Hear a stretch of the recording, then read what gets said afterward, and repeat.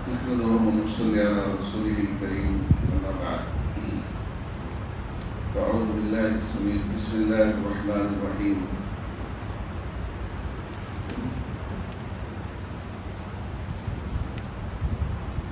برادران اسلام پیارے نبی صلی اللہ علیہ وسلم کے مختلف معجزات کا تذکرہ ہے۔ ایک روایت ہے حضرت عبداللہ بن عمر رضی اللہ تعالیٰ عنہ سے، اور یہ صحیح مسلم کی روایت۔ انہوں نے کہا، میں نے رسول اللہ صلی اللہ علیہ وسلم کو منبر پر فرماتے سنا، قیامت کے دن رب جبار اپنے آسمانوں اپنی زمینوں کو اپنے ہاتھ میں لے گا، پھر فرمائے گا انا الجبار این الجبارون این المتکبرون، میں ہوں الجبار، کہاں ہیں وہ جو اپنے آپ کو جبار کہتے اور تکبر کا اظہار کرتے تھے۔ یہ فرماتے ہوئے رسول اللہ صلی اللہ علیہ وسلم دائیں بائیں اس قدر جھکے تھے کہ منبر نیچے سے حرکت کرنے لگا تھا، حتیٰ کہ میں نے اپنے دل میں کہا کیا یہ رسول اللہ صلی اللہ علیہ وسلم کو گرا دے گا، یعنی آپ منبر پر کھڑے تھے تو ایسا ہل رہا تھا۔ پیارے نبی صلی اللہ علیہ وسلم اس انداز سے خطاب فرما رہے تھے، یعنی قیامت کے دن اللہ تعالیٰ ساتوں آسمانوں کو والسماوات مطویات بیمینہ والارض جمیعا قبضتہ یوم القیامہ، اللہ تعالیٰ ساتوں آسمانوں کو جس طرح کاغذ لپیٹ کر اپنے ہاتھ میں پکڑے۔ آسمان کتنا عظیم ہے، کتنا بلند ہے، کتنا وسیع ہے، یہ سارے ساتوں آسمان آپ اللہ کے ہاتھ میں ہوں گے، سیدھے ہاتھ۔ اور اللہ قیامت کے دن کا کہے گا، دنیا کے اندر جبار کے معنی اصل میں اگر الجبار کہتے ہیں وہ اللہ کا نام، اور دنیا کے جبار وہ ہیں جو ظلم کرتے ہیں اور اپنے آپ کو بہت بڑا حاکم کہتے ہیں، تکبر کرنے والوں کو کہا جائے۔ اللہ تعالیٰ قیامت کے دن ایسے جباروں سے خطاب کرے گا، این الجبار، کون ہے جو اس طرح تکبر کیا کرتے تھے، گھمنڈ کیا کرتے تھے۔ اور اس طرح آپ خطاب جب کر رہے تھے تو پوری طریقے سے ممبر ہل رہا تھا۔ عبداللہ بن عمر کہتے ہیں میں ڈر گیا کہ کہیں ممبر آپ کو نیچے نہ گرا دے، اتنا زور سے ہل رہا آپ کی اس شخصیت کی وجہ سے۔ اسی لیے پہاڑ بھی آپ نے دیکھا، کل بہت کا پہاڑ، کل کی روایت میں بہت کا پہاڑ ہل رہا۔ جس براق گھوڑے پر آپ سوار ہو کر معراج کی رات جا رہے تھے تو پسینے سے شرابور ہو گیا براق گھوڑا، ایسا بھدکنے لگا۔ جبرائیل نے کہا کیوں؟ آپ کی پیٹھ پر ایسی شخصیت سوار ہیں جو سارے انبیاء کے سردار ہیں۔ تب وہ تھم گئے۔ آپ صلی اللہ علیہ وسلم کی شخصیت سے زمین بھی ہلنے لگی۔ سبحان اللہ۔ دیکھیے عائشہ رضی اللہ عنہا عرض کرتی ہیں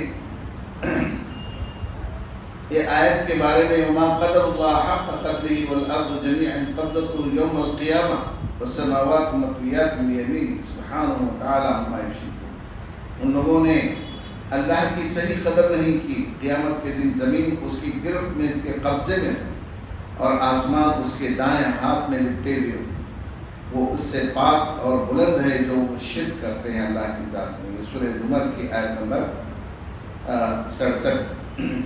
پھر یہ آیت پڑھ کے پیارے نبی صلی اللہ علیہ وسلم نے فرمایا یقول انا الجبار، اللہ فرماتا ہے میں الجبار ہوں، وَيُمَجِّدُ الرَّبُّ نَفْسَهُ، اللہ تعالیٰ اپنی بزرگی، اپنی تعریف خود بیان کرتا ہے۔ اس وقت رسول اللہ صلی اللہ علیہ وسلم کا منبر اس قدر حرکت کر رہا تھا کہ ہمیں یہ ڈر ہوا کہ آپ منبر سے گر جائیں، اتنا ہل رہا تھا۔ منبر خود ڈر رہا تھا ان الفاظ سے۔ آپ اس جوش اور جذبے کے ساتھ ان الفاظ کو آپ نے دہرایا۔ یہ سب آپ کے معجزات میں ہیں۔ ہم فتح مکہ کے واقعات میں اس سے پہلے یہ واقعہ گزر چکا ہے، آپ کو یاد دہانی کرائے کہ رسول اللہ صلی اللہ علیہ وسلم بتوں کی طرف محض اشارہ کرتے اور بت اوندے منہ گر جاتے تھے۔ فتح مکہ، جب مکہ فتح ہوا سارے کفار سرنڈر ہو گئے آپ کے سامنے کھڑے۔ ایک طرف حرم کے اندر 360 بت رکھے گئے، جہاں ہم طواف کرتے ہیں وہیں 360 بت رکھے گئے۔ آپ صلی اللہ علیہ وسلم نے اس طرح چھڑی سے اشارہ کیا، جاء الحق وزهق الباطل، جاء الحق زهق الباطل۔ اس طرح کہنے سے بت کو آپ ہاتھ وہ خود اوندے گر رہے، بت خود اوندے گر رہے تھے اپنی جگہ سے نکل کر، اور آپ صلی اللہ علیہ وسلم نے سارے بتوں کو حرم شریف سے پاک کر دیا، پورا جو ہے حرم، کیونکہ آپ صلی اللہ علیہ وسلم اس کے بعد حج کرنے والے تھے، حجۃ الوداع ہونے والا تھا۔ یہ سن 8 ہجری میں مکہ فتح ہوا، مکے کو شرک سے پاک کیا گیا۔ 9 ہجری میں حضرت ابوبکر صدیق رضی اللہ تعالیٰ عنہ نے امیر حاج بن کر پورے رسوم ادا کیے، یعنی پورے مناسک حج کیے۔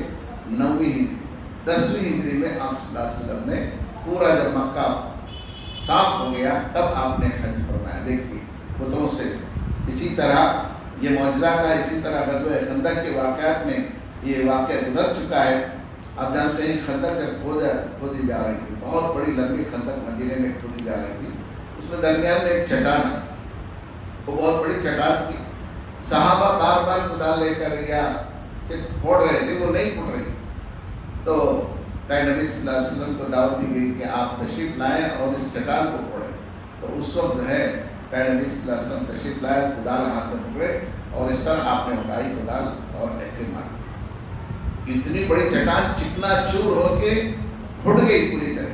جب آپ اس طرح اٹھائے تو آپ جو چادر پہنے ایسا اوڑے تھے تو اندر سے آپ کا پیٹ نظر آیا، کیونکہ ہم جیسے بنی وغیرہ پہنتے ہیں، آپ اوپر ایک چادر نیچے لنگی تہبند پہنتے تھے، تو آپ کے پیٹ پر 2 پتھر بندھے ہوئے حضرت جابر ذرا دور بیٹھے تھے، انہوں نے آپ کے پیٹ پر دیکھا کہ آپ 2 پتھر اپنے پیٹ پر باندھے ہیں، تبھی دیکھ کر انہوں نے دعوت دی تھی۔ وہ فتح خندق کے واقعے میں یہ پورا واقعہ تفصیل سے گزر چکا ہے۔ اس وقت بھی چٹان جو ریزہ ریزہ ہو گئی، یہ آپ کے معجزات میں سے۔ کئی صحابہ کوشش کیے، وہ پھٹی نہیں۔ اور ایک معجزہ یہ بھی بتا دیا گیا ہے کہ مکہ مکرمہ میں ایک پتھر تھا جو رسول اللہ صلی اللہ علیہ وسلم کو سلام کیا کرتا تھا، یعنی صحابہ کے ساتھ رسول جو ہے مکے میں جاتے تھے، ایک خاص جگہ ہے، آج بھی اس جگہ کو بتایا گیا ہے کہ وہاں جب پتھر سلام کرتا تھا اس کو بھی جگہ کو مختص کیا گیا۔ وہ جگہ پر جہاں پہ اسی وقت وہاں سے گزر کے آپ اس وقت تو السلام علیکم ورحمۃ اللہ وبرکاتہ کی آواز آتی، السلام علیکم یا رسول اللہ کے الفاظ آتے، صحابہ پلٹ کر دیکھتے آواز آ رہی ہے، سلام کون کر رہا ہے؟ تو اللہ کے نبی فرماتے ہیں یہ پتھر مجھ سے محبت کرتا ہے، میں یہاں سے جب بھی گزرتا ہوں وہ مجھ کو سلام کرتا ہے۔ سبحان اللہ، پیارے نبی صلی اللہ علیہ وسلم سے محبت دیکھیے، کون کون محبت کر رہا ہے۔ آج ہماری محبت صرف زبان کے حد تک ہے، لیکن دل سے محبت کرنا چاہیے۔ جو بے زبان مخلوق آپ پر اپنی جان نچھاور کر رہی ہے اور آپ کو ہاتھ لگانا وہ اپنی بائی سے برکت سمجھ رہی ہے، اتنی جو ہے محبت نہ صرف جانور انسان بلکہ نباتات، حیوانات، پتھر، پیڑ پودے بھی آپ سے محبت کرتے ہیں۔ آخری حدیث سے یہ بھی، یعنی بخاری مسلم کی ساری روایت کا خلاصہ یہ 2-3 روایتیں ذکر کی گئی۔ حضرت سفینہ ایک صحابی، آپ نے اس سے پہلے ان کا واقعہ سنا، رسول اللہ صلی اللہ علیہ وسلم کی یہ آزاد کردہ غلام تھی۔ بڑی دلچسپ بات یہ ہے، سفینہ سے پوچھا گیا کہ تمہارا نام سفینہ کیوں رکھا گیا؟ سفینہ کے معنی یہ لڑکی کا نام نہیں ہو سکتا، سفینہ لڑکے کا نام بھی ہو سکتا ہے، لڑکی کا بھی ہو سکتا ہے، دونوں بھی رکھ سکتے ہیں۔ سفینہ کے معنی کشتی، آپ جانتے ہیں۔ وہ بولے میرا نام رسول اللہ صلی اللہ علیہ وسلم نے رکھا تھا۔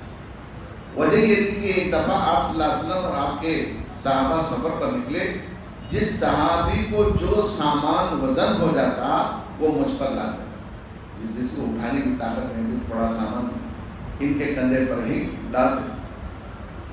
یہ کیفیت دیکھ کر رسول اللہ صلی اللہ علیہ وسلم نے فرمایا اٹھاؤ اٹھاؤ، تم سفینہ ہو۔ تم جہاز کشتی، اب سمندر کا جہاز کتنا اٹھا کر چلتا ہے، سفینہ کی کشتی جہاز۔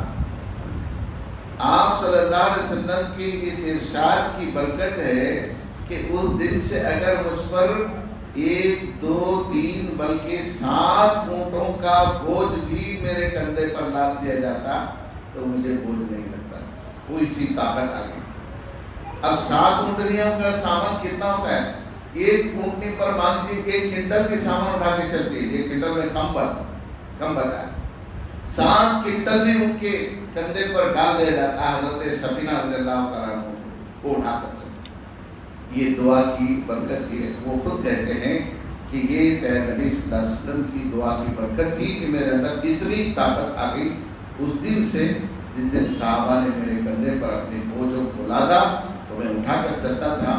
اس کے بعد مجھے اتنی طاقت اللہ دیا کہ کئی کنٹل اناج میں اپنے کندھے پر اکیلا اٹھا کر چل سکتا تھا۔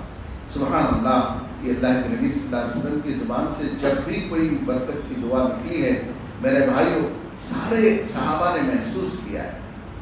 حضرت انس بن مالک رضی اللہ عنہ کے تعلق سے آپ نے جو دعا فرمائی، اللہم اکثر مالہ و ولدہ، یعنی ان کے مال میں اور ان کی عمر میں، ان کے اولاد میں برکت کی دعا کی۔ 100 سال سے زائد عمر پائے حضرت انس بن مالک، اور ان کے بچے 100 سے زیادہ تھے اولاد، یعنی بیٹے بیٹیاں پوتے پوتیاں سب ملا کر کہتے ہیں کہ اللہ نے بہت برکت مجھے عطا فرمائی مال میں، اولاد میں، عمر میں۔